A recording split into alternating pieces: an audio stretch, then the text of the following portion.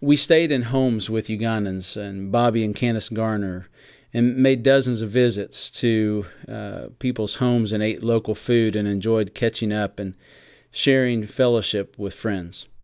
What a joy to see our son, our adopted son, Cipriano Haba, and his wife, Barbara, who now have 2 children. And we affectionately call him Babo. That's what our children called him when they were younger. And he's working now as a youth minister for the Nile Baptist Church, supported by Compassion International as an agent to help 300 sponsored children of sponsors here in the States and elsewhere who sponsor those children with school fees and other help for them. We learned there's a lot behind the scenes that goes on for sponsored children, and that's what Cipriano Haba does. We're very impressed with his work that he's doing, very proud of him. He's come a long way from the young boy who showed up at our house to find work and did work hard. And he completed high school and lived with us for 7 years, and during that time also completed college, became a church and community leader, and is an incredible Christian family man. But he also has a lot of challenges. He lives between 2 brothers on his property who both have HIV, and they have many children. And so Babo is helping to support those children, and likely will have to support them for many years to come. Our Ugandan friends in Buembe village, where we drilled the well, in Jinja, our former hometown, Nabikoli village and other places, treated us so well. They're so hospitable and gracious. We ate everything from millet to cassava to whole fried tilapia. Unfortunately, it wasn't termite season, but it was avocado season, and we ate a lot. There were many happy moments where our children were able to lock in that missing piece of their memories. Anna and Jacob were born in Uganda. Ashley grew up there, and they all badly wanted to experience it and remember it and reacquaint themselves with our good friends. They even wondered why we had to leave and come back home. This was their original home, and still truly a second home for us now. Uganda is a fascinating place. There's never a dull moment. You can raft the Nile, see hippos and elephants, straddle the equator, hold and love lots of babies, see weird fruit hanging from the trees, see a crowded market, ride on motorcycle taxis called picky-pickies.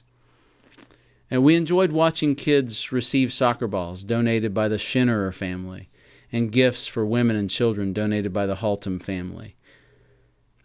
We also enjoyed visiting the staff and hanging out at the Source Cafe, which was established a decade ago as a business that models good practices on Main Street in Jinja, provides good food, internet service, business and computer skills classes, and a lending library, the only one we know of in town, where you can take books home. They don't have public libraries.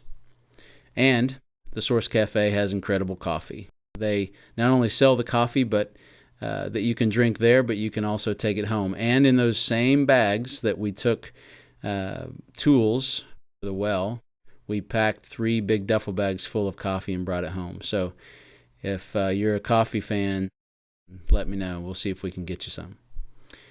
It's one of those hangouts in town, the Source Cafe is, that puts people together who normally wouldn't sit together and learn from each other. It's the kind of thing that here at Garnett we're hoping that Cafe Mosaic is that kind of place. And that's really the kind of thing that happens when we travel. It's what this trip was about. It's being transformed once again, participating in the body of Christ with people that are different from us, who we learn from.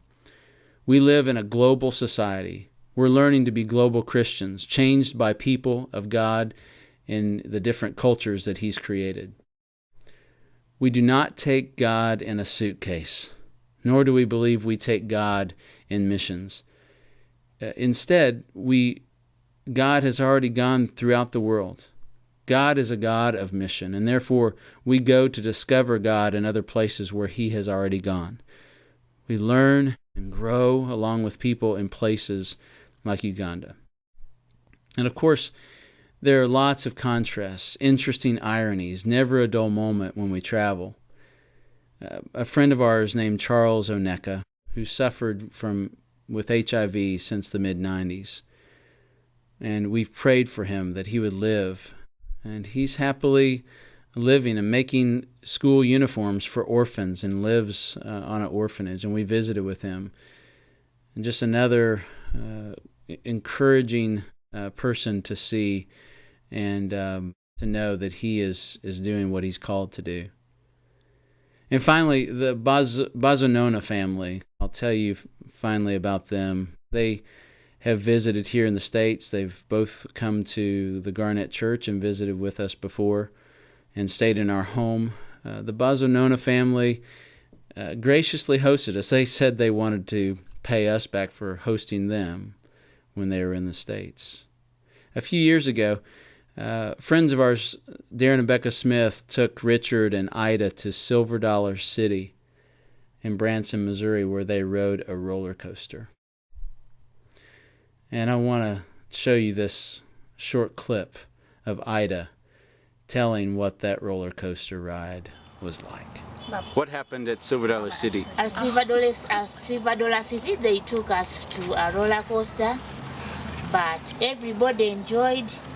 But with me, I did not enjoy, because when it was rolling, when it was going upside down, I died almost for a second, and then I cried, Jesus, I called Jesus, was not hearing me. But at last, the roller coaster stopped. And getting off, my legs were just shaking, the heart was beating. And I promised never to go back on a roller coaster. It would be my child. Oh, no. And Richard enjoyed and went back the second time. Yes. He wanted even to go for the third time. Brave. People who go on roller coasters are like soldiers. So you guys strong-minded. Yeah. Ida, sometimes on Ugandan roads, we feel the same way you felt on that roller coaster. It's an up and down life that sometimes takes your breath away. Sometimes you feel sick.